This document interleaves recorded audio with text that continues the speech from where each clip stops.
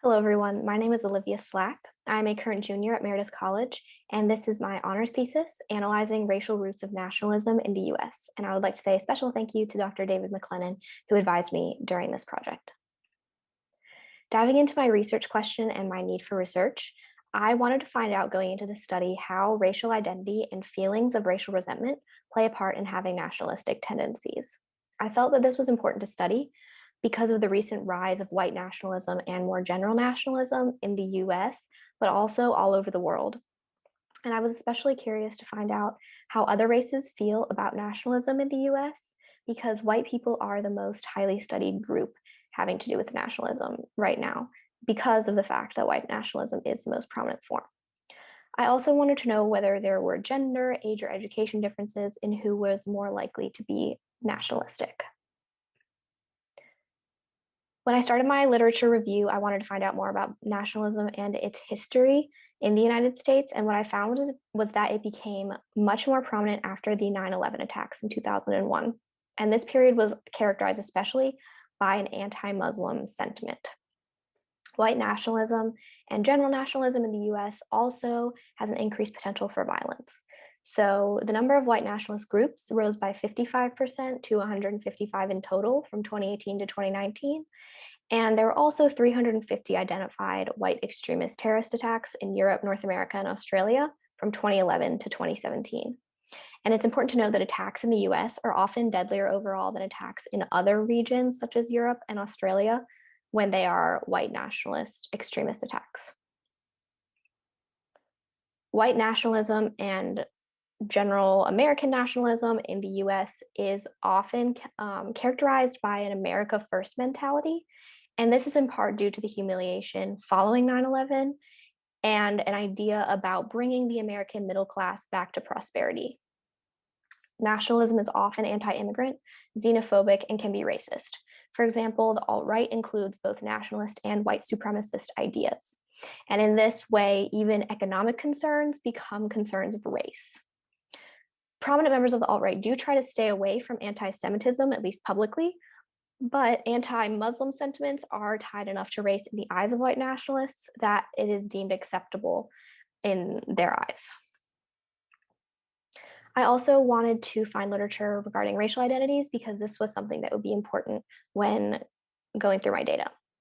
So it's hard to pin down a lot about racial identities because it is a rather nebulous concept. But what I found for white identity was that people with a strong white identity often feel that other people do not share their vision of America.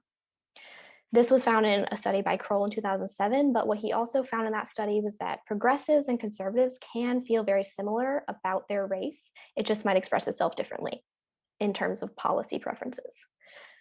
White people also often have less concrete ideas about their racial identity in terms of culture or other things like that, but in many cases believe they still dominate simply due to skin color. And the identity can vary from simple skin color to nationality, for example, Italian or German, going back to ethnic roots outside of America.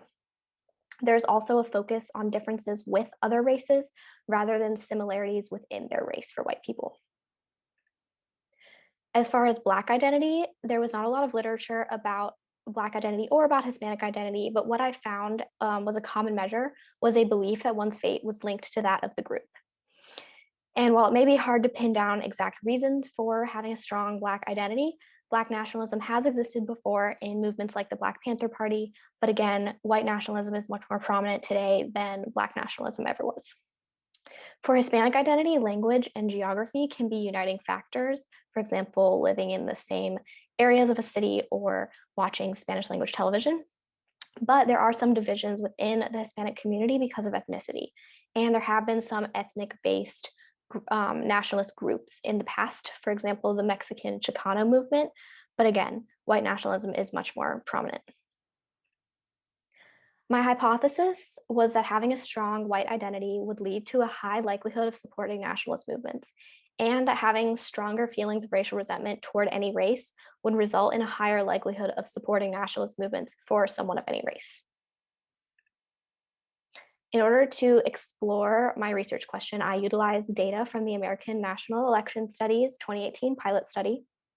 I used only responses from white, Black, and Hispanic respondents because there were too few members of other races to make a complete or large enough sample.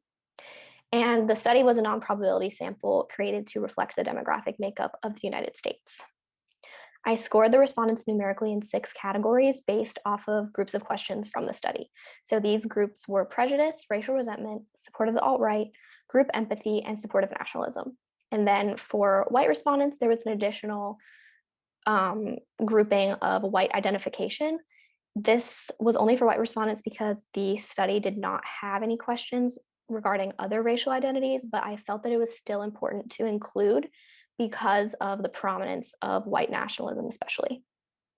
And then for nationalism, for measuring nationalism, there was no question set specific to nationalism, but I decided to use questions about immigration policies because in the United States, immigration policies are some of the most nationalistic that the government creates because of the very anti-immigrant nature of American nationalism, particularly under Donald Trump's administration. I conducted statistical analyses of respondent scores, and this was based on race and then also subdivided into categories for age, level of education, and gender. I'm going to go through a few of the groups and their questions. I'm not going to go read all of the questions, but if you would like to pause and look at them, I have all of them listed out.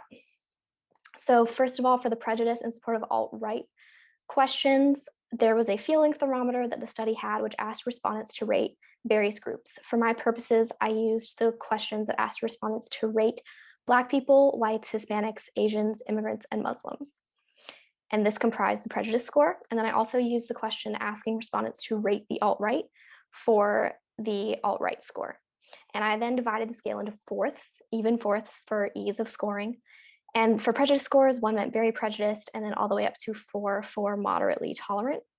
And then for support of the alt-right scores, 1 meant very unfavorable, all the way up to 4, which was favorable.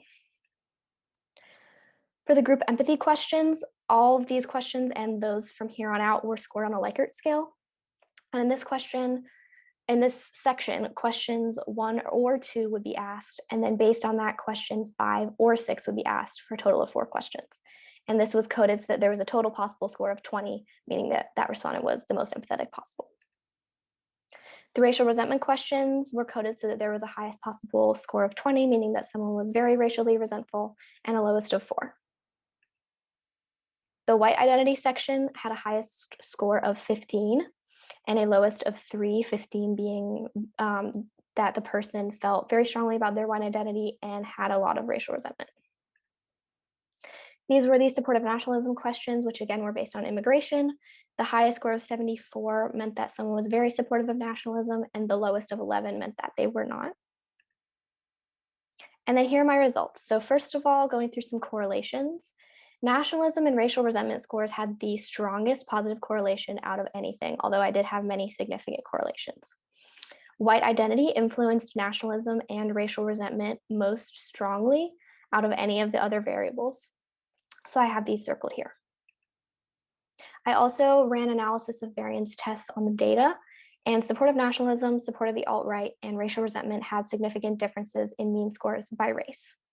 So you can see here in figure 1, the nationalism scores. So white respondents had significantly higher means than the other 2 races, but Hispanic respondents had the second highest, and Black respondents trailed significantly behind both.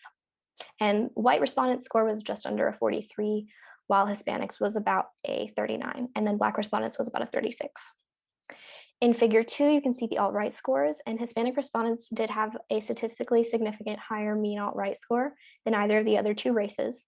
Whites had the lowest, while Black respondents were in the middle. But all of these scores were clustered right around a 2, with the highest, again, being a 4, so they were numerically pretty similar.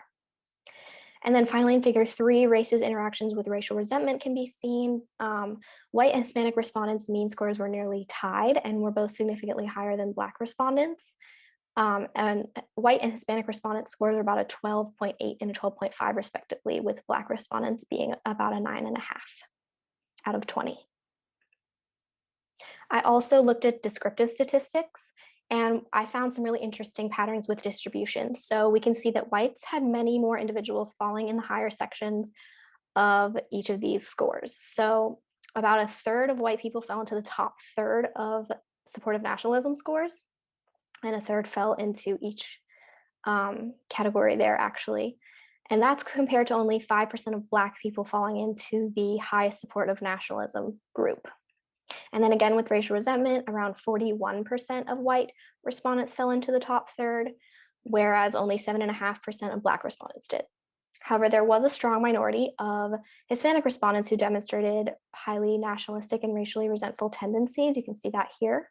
And Hispanic respondents did have the highest distribution of individuals in the highest supportive alt-right score, although again, those alt-right scores were pretty similar.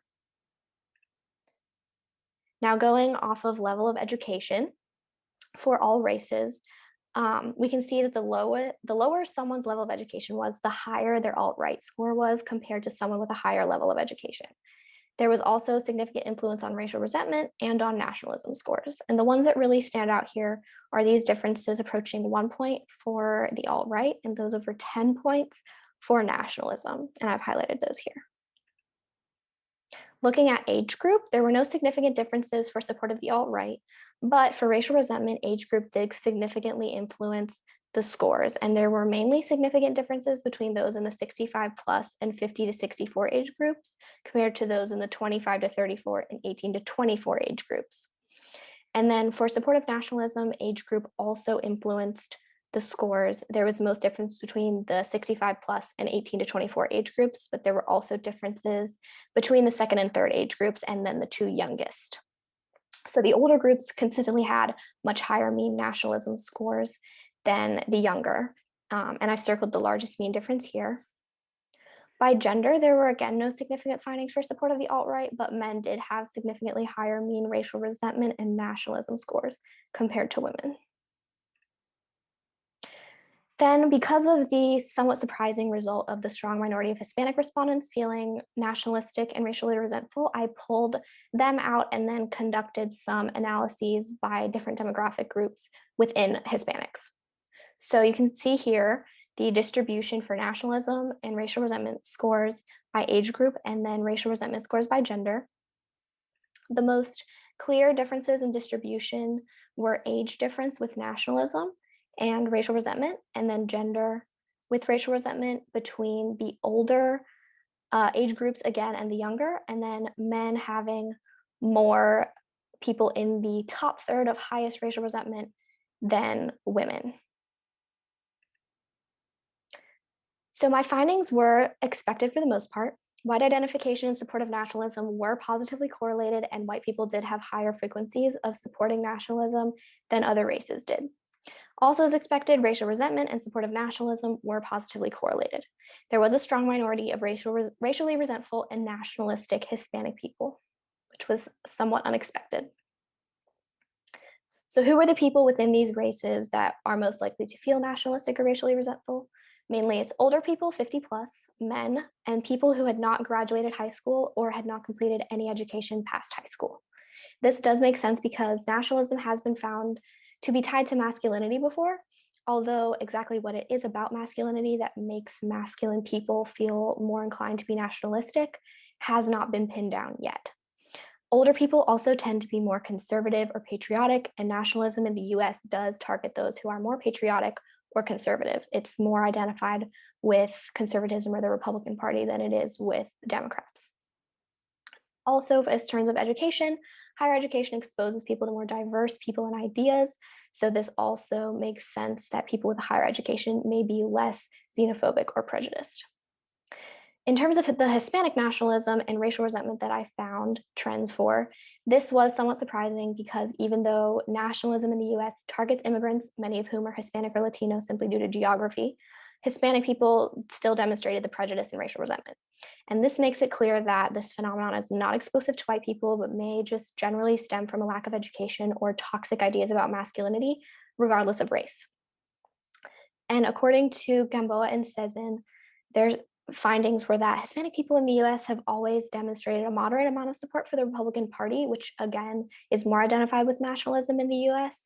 And so in some cases, voting for a Republican, particularly Trump, who is extremely nationalistic, may simply be a result of voting alongside the party lines, or it might be due to conservative economic policies or the support of the fossil fuel industry, which, especially in Texas, employs many Hispanics and Latinos. As far as my limitations go, the pools of Black and Hispanic respondents were smaller than for white respondents. So further quantitative and qualitative analyses should be done with a larger number of Hispanic respondents, especially if possible. The implications are that nationalism is strongly tied to racial resentment and prejudice feelings. And this is a troubling relationship given how prominent nationalism is in the US now, and it further demonstrates how divided the nation is becoming. One question this brings up is the idea of Trumpism after Trump. Scholars disagree about whether it will fade away or continue, but Donald Trump was able to capitalize on these nationalistic feelings more successfully than many others. But Joe Biden still won by a very narrow margin in 2020. So from that and the study's data, it makes it clear that there is continuing support for nationalism, and high levels of racial resentment are still there among the US population. And that could mean that strong division will remain in the country for many years to come. So thank you so much for watching my presentation. Feel free to contact me. My email is listed here, owslack@email.meredith.edu, and I appreciate your attention.